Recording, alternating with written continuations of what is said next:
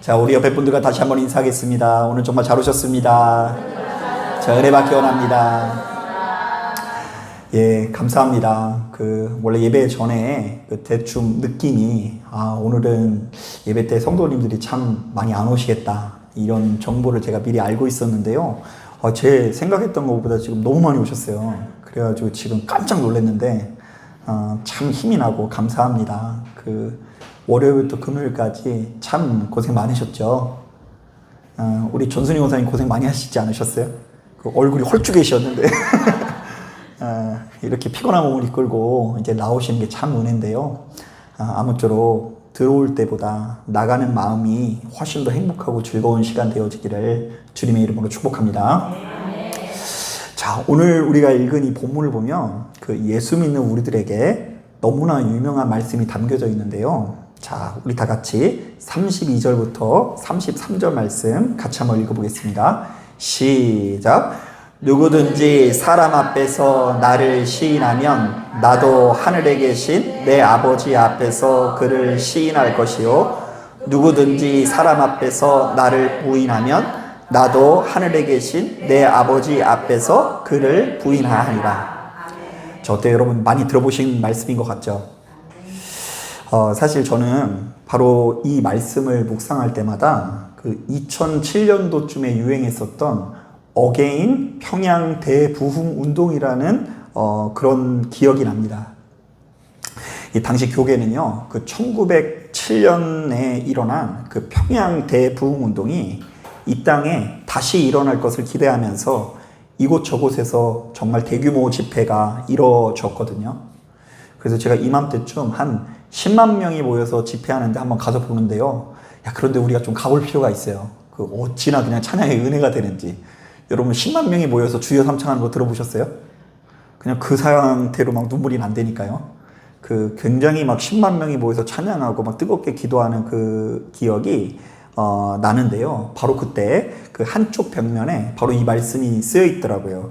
누구든지 사람 앞에서 나를 시인하면 나도 하늘에 계신 내 아버지 앞에서 그를 시인할 것이요, 누구든지 사람 앞에서 나를 부인하면 나도 하늘에 계신 내 아버지 앞에서 그를 부인하리라. 그래서 이제 어떤 식으로 이야기를 그 당시에 유도를 했냐면요, 우리가 예수 믿는다라는 것을 좀 시인해야 된다. 그리고 또 실제로 내가 하나님 앞에 죄인이라는 것을 주변의 많은 사람들에게 시인해야 된다. 특별히 그 죄를 하나님에게만 고백하지 말고 주변에 있는 사람들에게 솔직하게 시인하고 인정할 때에 하나님께서 더 크게 역사하신다라는 관점에서 그 말씀이 전해졌던 기억이 나요. 자, 그도 그럴 만한 것이 이 1907년도에 우리나라에 엄청난 부흥운동이 일어났는데요. 그때 한 30만 명 정도 교회가 팽창되는 효과가 있었어요. 그전에는 한 5만 명 안팎의 교회였었는데 그게 순간적으로 전국적으로 교인이 팽창하게 됐는데요. 자, 이렇게 엄청나게 대단한 부흥의 역사가 사실은 몇 사람이 공개적인 장소에서 자신의 죄를 자백하고 시인할 때에 일어났기 때문에 그런 식의 말씀이 전해진 것 같아요. 자, 일단 이 당시 감리교 선교사였던 로버트 하디라는 분이 있는데요. 자, 이분이 많은 대중들 앞에서 자신이 가지고 있었던 영적인 교만을 솔직하게 이렇게 고백을 합니다. 나는 서양인이라는 이유로, 여러분들보다 더 잘 사는 나라에서 왔다는 이유로 여러분들을 온전히 사랑하기보다 좀 교만한 마음을 가지고 있었습니다. 우월감을 가지고 있었습니다. 막 이런 것을 군중에게 솔직하게 이야기하면서 용서를 구하기도 하고요. 자, 그리고 그 뒤를 이어서 유명한 길선주 목사님이 자신의 은밀한 죄를 이 성도들 앞에 공개를 합니다. 자, 1년 전에 세상을 떠난 친구가 죽기 전에 그래도 믿을 만한 친구가 이제 길선주 목사님이었나 봐요. 그래서 자신의 재산을 정리해달라고 부탁을 했는데요. 자, 길선주 목사님은 바로 이 일을 처리하다가 미화 100달러를 횡령했다라는 것을 사람들에게 고백합니다. 여러분 충격이죠. 목사님이 어떻게 그럴 수 있어요, 그죠? 그 친구가 죽으면서 내 재산을 정리해달라 이러면서 처자식한테 넘겨줘라 이랬는데 거기서 그냥 $100씩이나 이렇게 횡령을 했으니 사실 그 당시로서는 굉장히 좀 큰 돈을 좀 횡령하는 편에 속했습니다. 이 당시만 하더라도 그 오늘날에는 그 목사님이라 그러면 좀 약간 좀 사기꾼 그런 비슷한 느낌 있지 않나요? 뭐 이렇게 세상에서 그 목사라 그러면 되게 도둑놈, 사기꾼 뭐 이런 식의 이미지가 있어서 어디 가서 그냥 목사라고 얘기하기가 좀 어려울 정도예요. 근데 당시만 하더라도 그 강단에 서는 선교사님 내지는 목사들을 그 하늘 같은 선생님으로 여기는 문화가 있었어요. 선생님. 자, 그런데 그렇게 대단한 선생님이 다른 그 훈장 선생님 같은 경우는 근엄하게 행동을 하면서 자기가 실수를 해도 인정을 안 했고 계속 끝까지 권위를 앞세웠는데, 아니 그렇게 하늘 같은 대단한 선생님들이 공개적인 장소에서 솔직하게 죄를 고백하자 이것을 지켜보던 성도님들의 마음이 큰 은혜가 되었던 것 같아요. 자, 그리고 그때부터 정말 이 사람 저 사람이 자신의 죄를 고백하기 시작하는데요. 저녁 7시부터 시작된 집회가 무려 다음날 새벽 5시까지 이어집니다. 대단하죠? 한 사람 한 사람 나와서 다 죄를 고백하면서 그곳에 있는 사람들이 눈물바다가 되는 역사가 일어난 거예요. 자, 그래서 100년 전에 바로 이렇게 일어났었던 부흥의 역사가 이 땅에 다시 일어나야 한다면서 2007년도쯤에 좌우지간 이곳저곳에서 공개 회개 운동이 일어났습니다. 제가 아까 이야기했었던 그 10만 명이 모이는 대규모 집회에서부터 동네 교회 수련회 이르기까지 다 이런 컨셉으로 진행됐는데요. 근데 사실은 저는 여기에 대한 별로 기억이 안 좋아요. 왜냐면은요, 이 동료 사역자가 그냥 은혜 받은 거 좋은데 앞에 나가가지고 막 각종 막 은밀한 죄악을 털어놓는데요. 이런 건 좀 얘기 안 하면 안 하면 좋겠는데, 뭐 성적인 어떤 은밀한 죄도 이렇게 털어놓고 하는데, 아니 여기 앉아있는 분들이 다 순간적으로 얼음이 되는 거예요. 기도하다 말고 뭐 어떤 얘기 하나 이러고서 그 뒤로부터 딱 이제 그 사역자를 볼 때마다 그때 그 일을 떠올리는 걸 보고 좀 안 좋은 기억을 가지고 있는데, 어쨌든 많은 분들이 본문에 나오는 이 내용을 죄의 자백이라는 관점에서 해석을 하는 것이 사실입니다. 하지만 이 본문의 내용을 제대로 이해하려면 그 본문의 전후 문맥을 좀 충분히 고려해야 되는데요. 자, 먼저 26절에 보니까 어떤 말씀이 있는지를 좀 한번 읽어보려고 해요. 자, 마태복음 10장 26절 우리 같이 한번 읽어볼게요. 시작. 그런즉 그들을 두려워하지 말라. 감추인 것을 드러나지 않을 것이 없고 숨은 것이 알려지지 않을 것이 없느니라. 자, 너희는 그들을 어떻게 하지 말라고요? 두려워하지 말라는 말씀이 있죠. 자, 계속해서 28절도 보면 몸은 죽여도 영혼은 능히 죽이지 못하는 자들을 어떻게 하지 말고? 두려워하지 말고. 자, 마지막으로 31절을 보니까 너희는 많은 참새보다 귀하니까 어떻게 하지 말라고요? 두려워하지 말라. 자, 우리 주님께서는 당신의 제자들에게 두려워하지 말라고 거듭 권면하시면서 보다 담대한 태도로 복음을 전할 것을 요구하시는데요.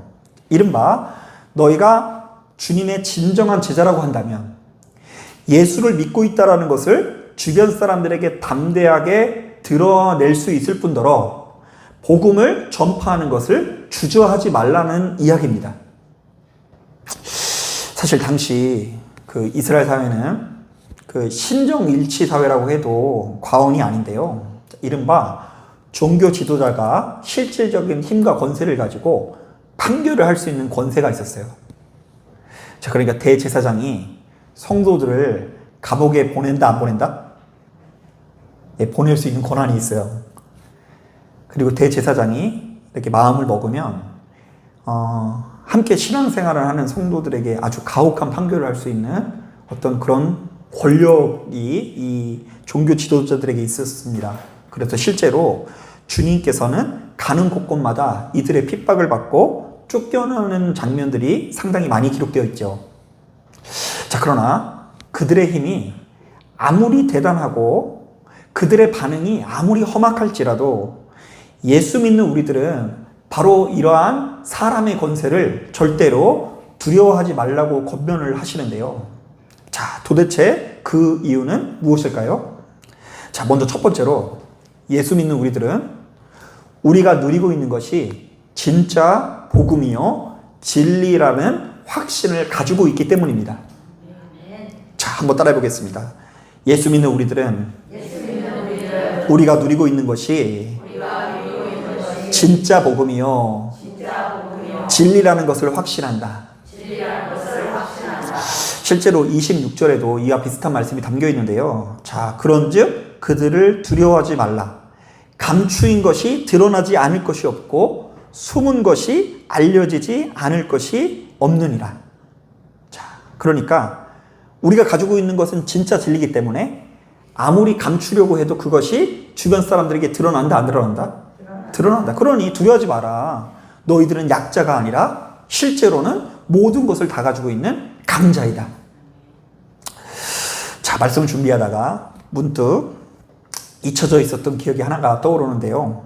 자, 제가 그 수능 시험을 치르고 난 이후에 자, 미용실에 머리를 깎는 중이었는데요. 제가 그때 고등학교 다니는 내내 그 소망이 하나 있었는데 뭐냐면요. 제가 다니던 학교가 너무 머리 그 규정이 엄격했거든요. 그래서 3cm로 해야 됐어요. 깎아머리. 그러니까 이제 나는 이제 대학 들어가면서 반드시 염색을 해봐야 되겠다. 이래서 수능 시험 끝나고 이제 대학 가기 직전에 머리를 빨간색으로 한번 염색을 했어요. 신학교에 그러고 갔으니 좀 이상한 애인 거예요, 저도.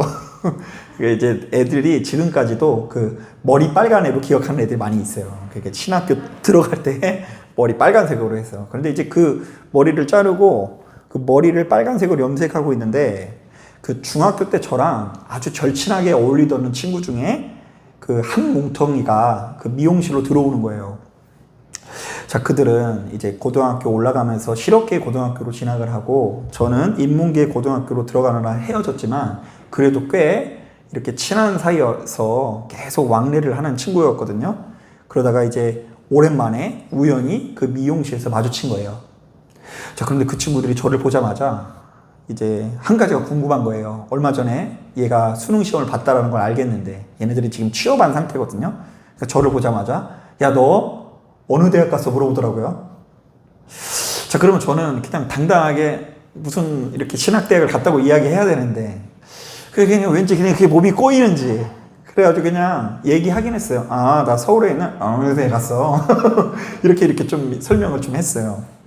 그리고 나서 이제 얘기를 하면 거기가 어딘데 계속 물어봐가지고 제가 이제 어느 신학대를 갔다라고 얘기를 했고 난 이제 앞으로 목사가 될 거라는 이런 소망을 좀 얘기를 했어요. 그랬더니 이 녀석들이 한 3-4명 정도 들어와서는 그 미용실이 떠나가더라. 야, 얘 목사 된대! 막 이렇게 이야기하고요. 막 조롱하고 핍박하는 것처럼 제가 막 그게 막 느껴지는 거예요. 그 머리에 쓰고 있는데. 나갈 수도 없고, 자르고 나가야 되는데. 빨간색으로 하고 있는데. 야, 근데 너 머리는 왜 빨간색으로 하고 있냐? 막 이러고 있고. 야, 목사님 머리 빨간색으로 하면 안 되는 거잖아! 막 이러면서 그 머리가 그 뜨끈한 데서 달구고 있는 내내 이 아이들이 저를 조롱하고 이렇게 우습게 여기는 것처럼 느껴지는 거예요.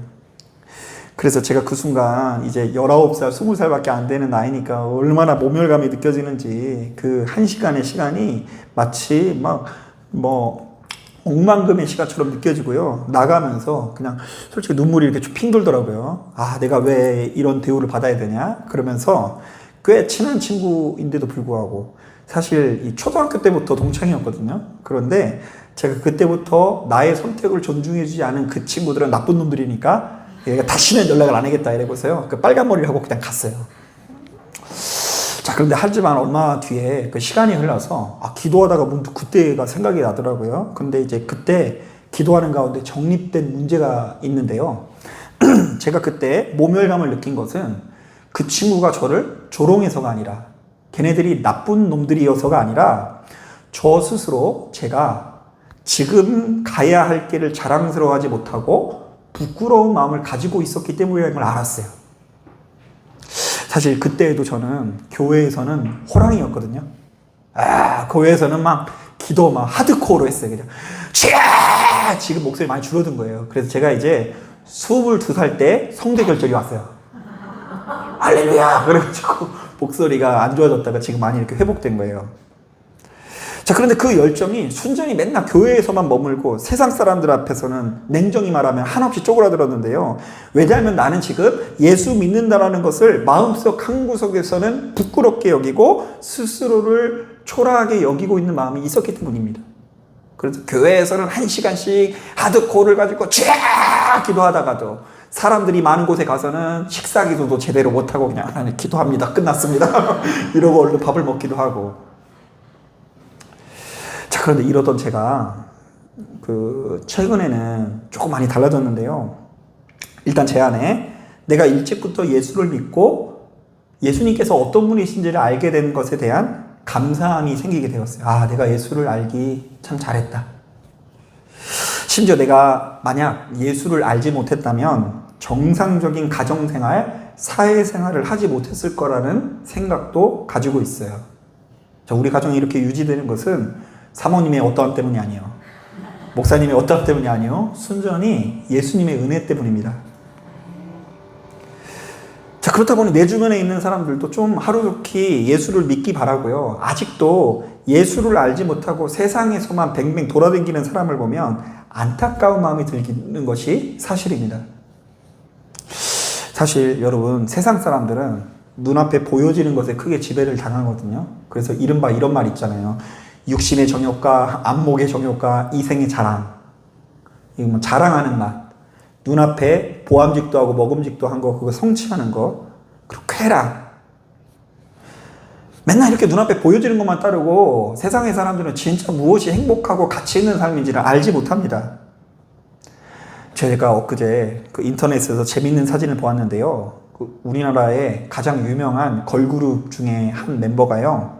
폭우가 내리자 자신의 명품 가방을 보호하기 위해서 온몸으로 방어하는 사진이에요. 블랙핑크 리사인가? 아니, 얘는 그 명품 가방이 한두 개가 아니에요. 엄청나게 많아요. 심지어 그 회사에서 공짜로 우리 가방 메고 댕기세요 이러면서 정기적으로 보내준대. 아니, 그런데 그게 얼마나 어여쁜지. 그 명품 가방을 온몸으로 방어하면서 이렇게 길을 가는 사진이 찍혀서 인터넷에 올랐어요. 자, 근데 저는 그 모습을 보면서 하나도 안 부럽더라고요. 그럼 부러우세요? 아, 뭐가 부러워요. 그냥 안타깝죠. 저게 뭐가 대단하다고 저렇게 보호하고 다닐까. 천국 갈 때 가져갈 것도 아니고. 사람 있고 가방 있지. 가방 있고 사람 있냐. 자, 여러분도 그래서 제가 권면드리는 것은 너무 비싼 가방 사지 마세요. 왜냐면 여러분들이 걔를 보호하고 다닐 테니까요. 여러분들이 걔를 보호하시고 모으시고 다니는 수가 있는 거예요. 그래서 이제 그 사진을 보고 제가 혼자 중얼거렸어요. 아이고, 인서가 너도 예수 믿고 복 받아라. 여러분, 우리가 예수를 안 믿으면 괜히 쓸데없는 것에 현혹돼서 우리의 인생이 낭비될 수 있고요. 사실 여러분, 제가 전에 말씀드린 것처럼 화와 복이 우리의 어디에 있어요? 바로 앞에 있어요. 지금 우리가 매일같이 깨어서 지혜 있는 선택을 하는 이 하루하루가 복과 화를 이렇게 나누는 굉장히 중요한 기회인 거예요. 하루하루가. 오늘 내가 제대로 된 판단을 못해서 잘못된 선택을 하면 나의 10년이 이렇게 망가질 수 있는 것이 우리들의 인생이에요. 자, 그런 가운데 내가 예수를 알기 때문에 항상 더 좋은 선택을 할 수 있는 것입니다. 그래서 이런 것에 대한 예수님께서 얼마나 좋은 분이지에 대한 확신이 있으면, 우리가 지니고 있는 이 진리의 말씀이 얼마나 가치 있는 보물인 것에 대한 확신이 있으면 세상 사람들 앞에서도 저와 여러분들이 우리가 예수 믿고 있다는 것을 담대하게 드러낼 수 있을 줄로 믿습니다. 당당하게 기도하세요. 이렇게 어디 가가지고 뭐 너무 밥 먹고 있는데 식사 방해되도록 뭐 이렇게 하라는 얘기는 아니고요. 그냥 내가 예수 믿고 있으니까 그냥 자연스럽게 방해 안 주고 이렇게 당당하게 기도하고 눈 뜨고 그렇게 하실 수 있는 여러분들이 되길 바랍니다. 자, 그런가 하면 두 번째로, 예수 믿는 우리들이 진짜 두려워해야 되는 것은 몸은 죽여도 영혼은 능히 죽이지 못하는 사람이 아니라 몸과 영혼을 능히 지옥에 멸하실 수 있는 하나님이시기 때문입니다. 자, 저는 목회를 하면서 한 가지 깨닫게 된 것이 있는데요. 예수 믿는 우리들은 하루속히 주님을 인격적으로 만나서 우리의 인생이 영원하지 않다라는 것을 좀 빨리 깨달아야 한다는 것입니다. 자, 왜냐하면 우리는 우리의 삶이 영원하지 않고 그 끝이 있다라는 것을 헤아릴 때에 보다 가치 있고 아름다운 삶을 살 수 있기 때문이에요. 끝이 있다. 그래서 심지어 어떤 이야기를 하냐면 우리 이런 얘기 많이 하죠. 하나님께서는 처음과 나중 되신다. 알파와 오메가 되신다. 하나님께서는 시작만 하시는 분이 아니라 끝을 내시는 하나님이시다. 여러분, 이런 관점에서 지금 내가 다니고 있는 직장이 너무 좋은 거예요. 한 달에 1,000만 원씩 나와요. 아, 너무 작나요? 내가 다니고 있는 직장이 한 달에 1억씩 주는 직장이야. 그리고 출퇴근도 얼마나 자유로운지 10시에 출근해서 12시에 퇴근이에요. 2시간밖에 근무를 안 하는데 그렇게 돈도 많이 줘. 그러면 이 다니고 있는 직장이 너무 좋을 수 있죠. 자, 그런데 그때 알아야 돼요. 이 내가 다니고 있는 좋은 직장이 영원한 직장이 아니라는 것을 알아야 더 나은 직장 생활을 할 수가 있는 거예요. 그것으로 쓸데없이 교만해지거나 이상한 행동을 하지 않고. 자, 그리고요, 지금 내 품에 있는 자녀들이 나의 곁에 영원히 머물러 주지 않는다는 것을 알아야 우리는 더 나은 부모가 될 수 있는 거예요. 그래서 이제 제가 며칠 전에 어제구나, 제자 훈련하면서 우리 성도님들이랑 그런 얘기를 했어요. 그 목사님이 지금 참 좋을 때라는 거예요. 그러니까 이제 보면 애들이 중학교만 돼도 이제 같이 안 따라다닌다면서요. 벌써 우리 태성이 벌써 시작됐어요. 지금 큰일 났어요. 안 따라오려고 그래요. 그래서 이제 아이를 막 낳아서 지금 이 초등학교 다니는 이 순간까지 부모랑 참 행복한 시간을 보낼 수 있는 마치 주님께서 주신 축복의 시간이라는 거예요. 축복의 시간.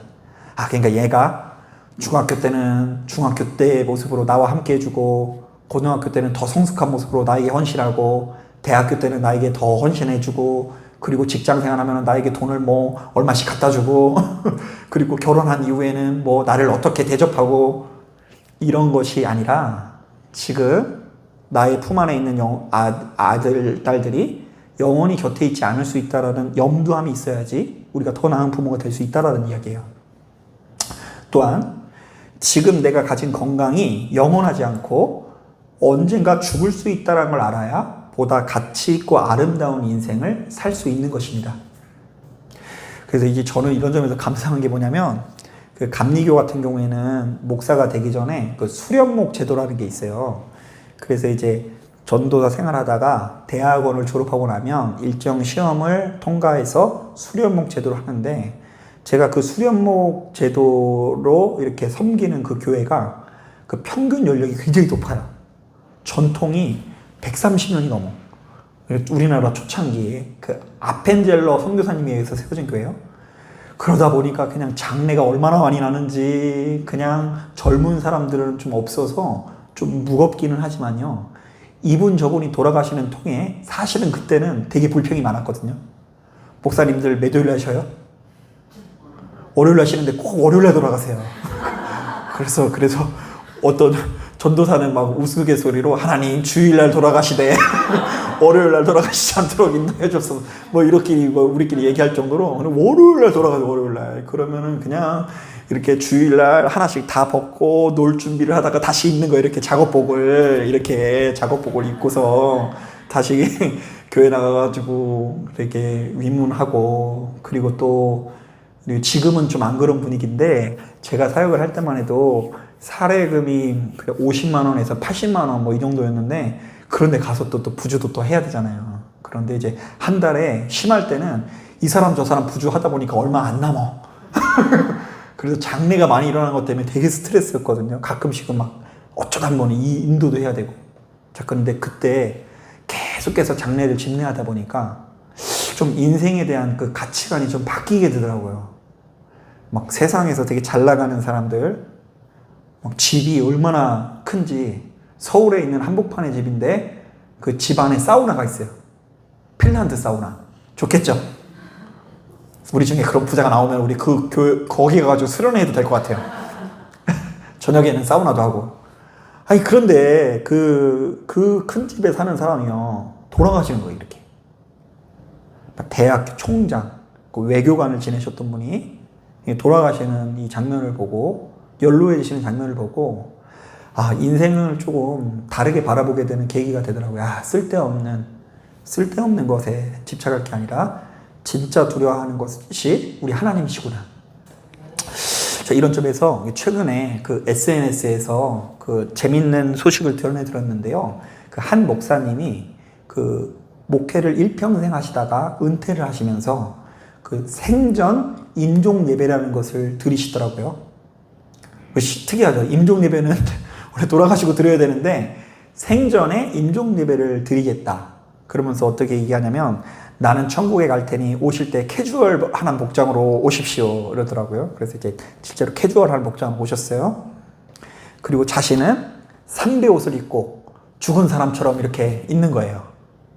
그래서 좀 이상하지 않아요? 좀 안 죽었는데 왜 삼배 옷을 입는지. 삼배 옷을 입고 탁 있는 다음에 그 임종 예배의 각 순서들을 이 사람 저 사람에게 자신이 죽었다라는 것을 전제하에, 그런 가정하에 순서를 맡깁니다.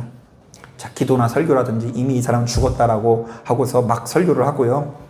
심지어 자신의 딸에게도 축사를 맡기는데, 생전에 자신의 아빠가 어떤 아빠인지를 좀 함께 기념하고 천국에 있는 아빠에게 하고 싶은 말을 하는 그런 시간을 가집니다. 자, 그런데 우리가 이렇게 듣기에는 되게 웃긴 시간 같죠? 그런데 놀랍게도 바로 이 예식에 성령께서 임재해 주셔서 그 자리에 참석한 모든 성도님들이 일단은 마치 그 목사님이 진짜 돌아가신 것 같은 그런 생각에 눈물을 흘리고요. 그리고 그 목사님이 돌아가시는 그 장면과 자신의 장면이 겹치면서 내가 죽었을 때의 모습이랑 겹쳐지고, 그리고 저 앞에 있는 딸이 하는 축사가 저 사람의 그냥 딸이 아니라 나의 자녀들이 이렇게 축사하는 모습이랑 겹쳐지면서 굉장히 깊은 슬픔이 찾아왔다라고 이야기하더라고요. 그리고 생전 임종 예식을 치른 이후에 그곳에 참석한 사람들의 삶이 조금은 변하게 되었다라는 간증이 이어지더래요. 그 장례식을 한번 경험하고 나니까 사랑하는 사람들에게 더 잘해야지, 더 아름답고 가치 있는 삶을 살아야지, 망령되고 허탄한 것에 내 인생을 빼앗긴 채 잘못된 설계를 하지 않아야지, 맨날 돈으로 할 수 있는 쾌락만 쫓아다니지 말아야지. 사랑하는 여러분, 다시 한번 말씀드리지만 예수 믿는 우리들은 우리의 삶이 영원하지 않으며 이른바 죽음이 우리의 목전에 있다는 것을 하루속히 알아야 합니다. 자, 오늘 내가 1,000만 원짜리 명품 가방을 샀어요. 좀 감동이 없는 눈빛이네요. 그럼 제일 비싼 걸로 예를 들을게요. 우리나라에서 제일 비싼 가방이 5억이래요. 5억. 그렇대요. 인터넷 쳐보았어요. 저도 설교 준비하면서.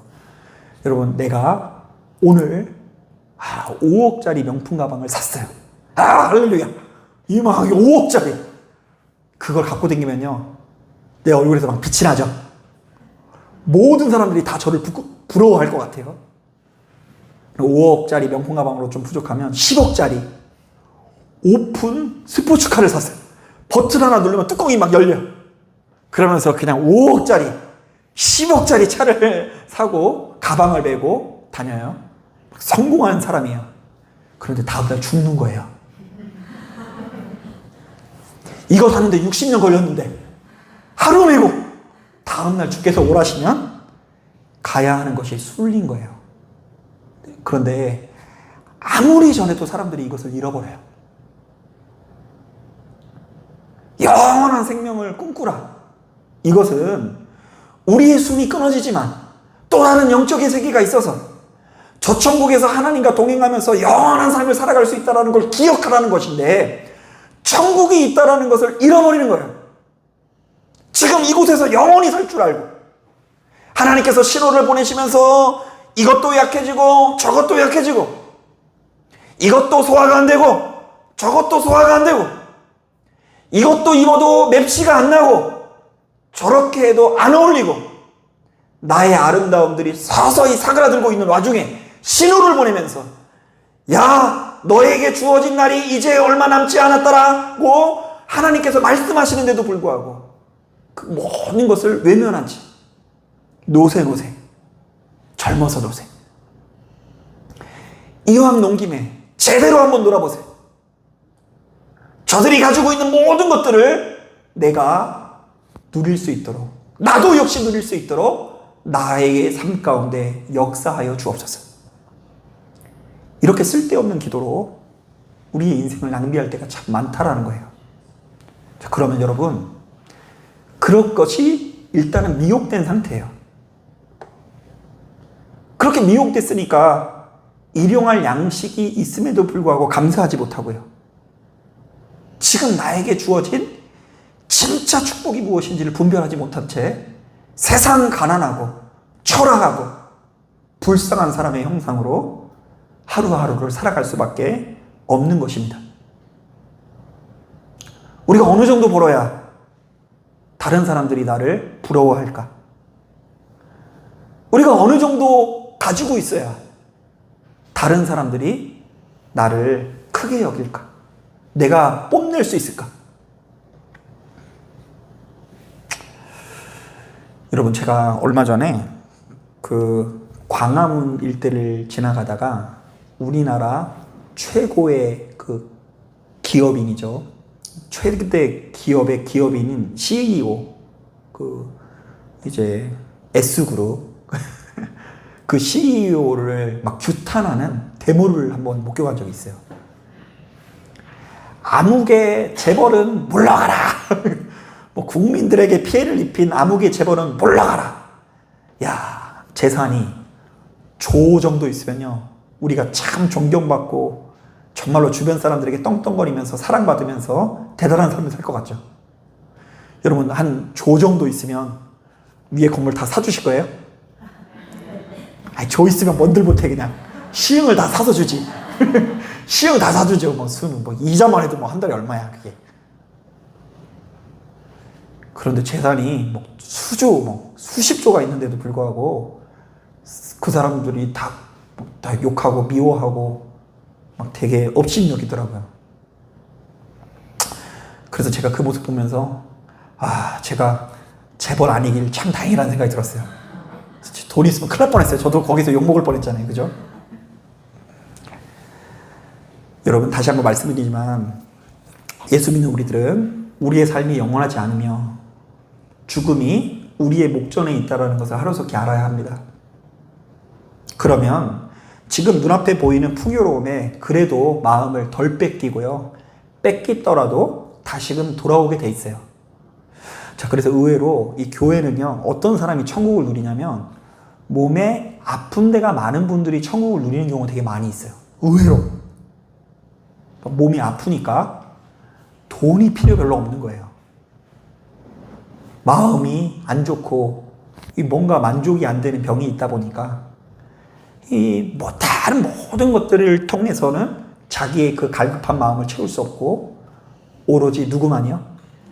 하나님만이 나의 영원한 만족함이 되십니다라는 고백을 손쉽게 할 수 있는 거더라고요. 그리고 더 나아가서는 우리가 살아가는 이 세상이 전부라고 하는 사람은 불쌍한 사람이거든요.